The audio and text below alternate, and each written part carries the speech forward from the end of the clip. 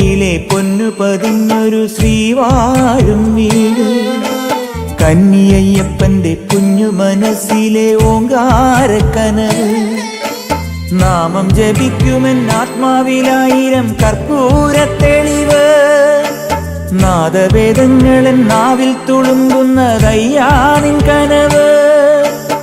ഇരുമുടിയിലെ ഇഹപരമത നീക്കി നീയാറാട്, ഇറ്റിറ്റു വീഴുന്ന തൂമഞ്ഞു തുള്ളി പോലിന്നെന്റെ കണ്ണീര്, അയ്യപ്പൻ തേനൂലും തണ്ണീര്.